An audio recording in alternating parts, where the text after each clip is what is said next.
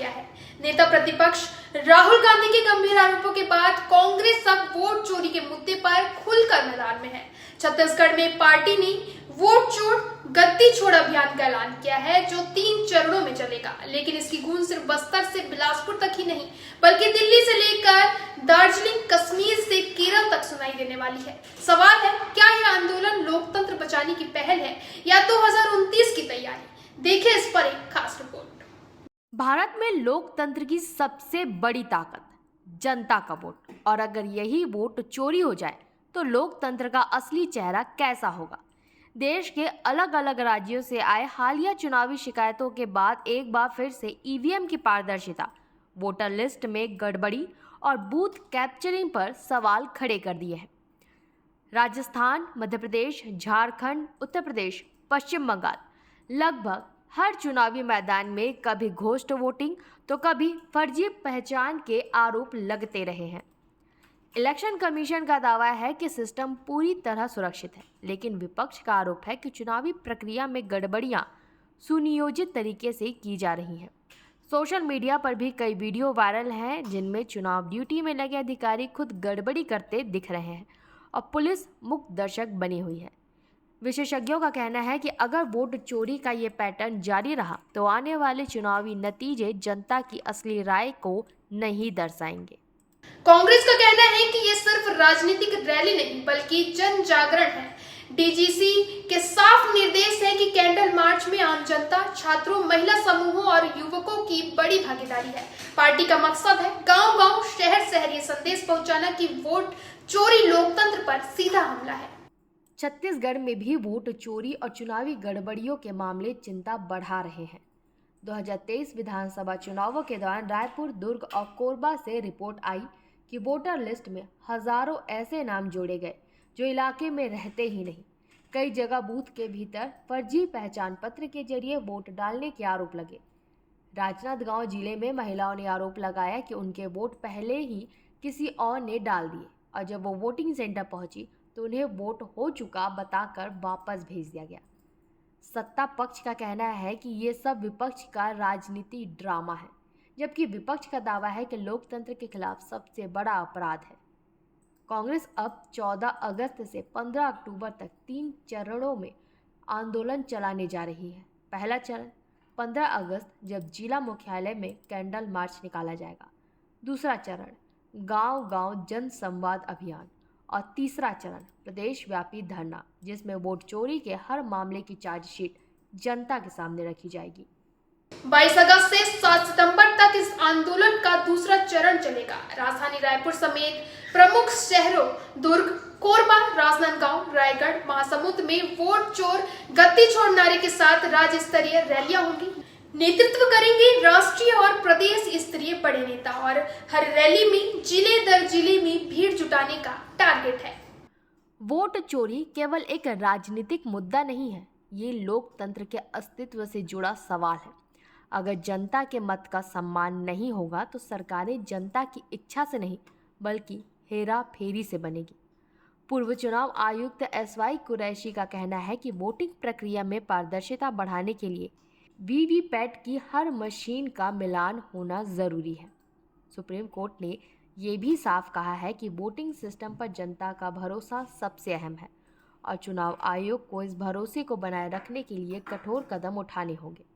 अब सवाल यह है कि क्या देश में होने वाले आगामी लोकसभा चुनाव से पहले वोट चोरी को रोकने के ठोस उपाय किए जाएंगे या फिर ये खेल पहले की तरह जारी रहेगा?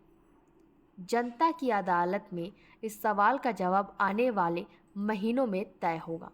राजनीतिक विश्लेषकों का मानना है कि वोट चोरी जैसा मुद्दा अगर सबूत और जन समर्थन दोनों के साथ उठाया जाए तो विपक्ष के लिए चुनावी गेम चेंजर बन सकता है, लेकिन अगर सबूत कमजोर पड़े या जनता इसे राजनीतिक हथकंडा मान ले तो ये बैकफुट का भी कारण बन सकता है। जिस तरह से पूरे देश में जो अभी हालात बने हुए चुनाव आयोग और केंद्र सरकार के खिलाफ में